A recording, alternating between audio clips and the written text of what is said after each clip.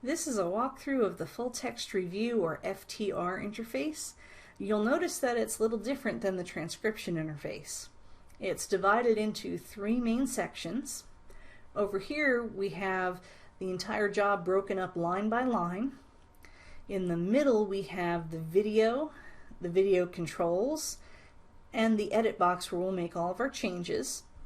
And then on this side we have a tabbed interface. Now by default, if a job doesn't have special guidelines, the Help tab will be open when you accept the job. It's just like transcription. There's a button here to send feedback if there's an issue with the job. You have a list of your hotkeys or keyboard shortcuts that you can use, and your sound tag shortcuts that you can type into your edit box over here to get the proper sound tag formatted. Down at the very bottom here we have what's called version information, but it also gives you your job ID. Now sometimes that gets cut off in your browser. You have to scroll down to find it. But another way to get to it real quick is just use these hide links, and it will collapse a section for you and pull that job ID back up to where you can see it. Okay, the next tab here, the settings tab. You can change the number of seconds that the interface will pause while you're making an edit. Only thing to be aware of with this is it doesn't save this change from job to job, so if you want to change that, you'll need to change it every time you start a job. So I usually just leave it.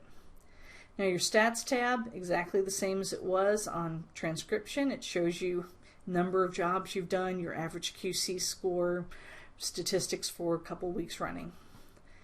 Then back here to the guidelines tab.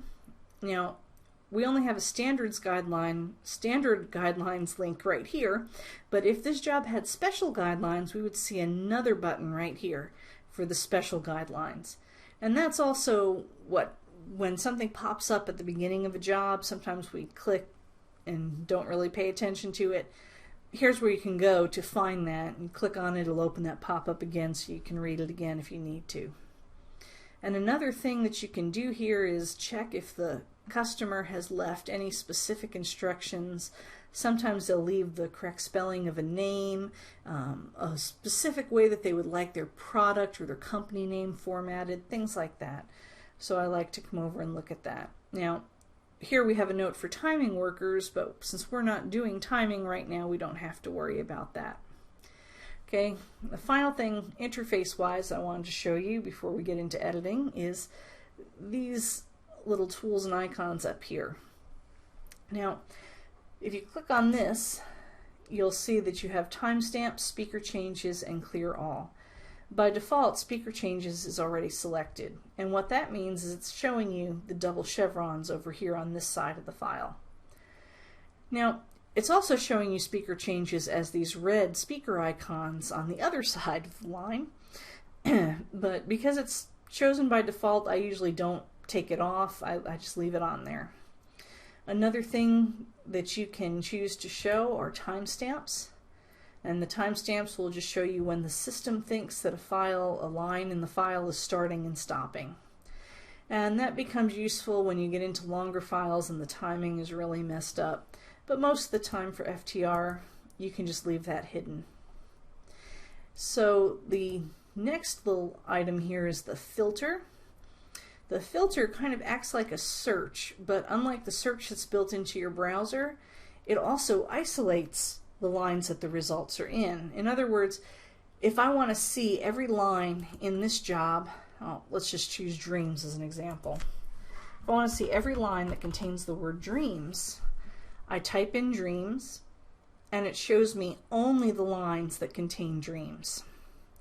And that can be helpful, well, not in the case of dreams obviously, but it can be helpful if you've misspelled a name, but they didn't actually put the name on screen till the end of the file. So instead of having to hunt through the file, if you just put in the way you had been spelling the name here, it will bring up each line so that you can go through individually. You still have to change each one at a time, but at least it pulls them out so you won't accidentally miss them.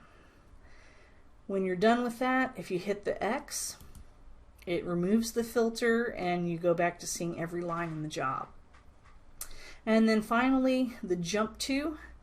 This is more useful in much longer files, But if you need to get to a very specific time in the file, this is hours, this is minutes, this is seconds. Two things to be aware of with this is you have to actually be playing the job when you type this in for it to work.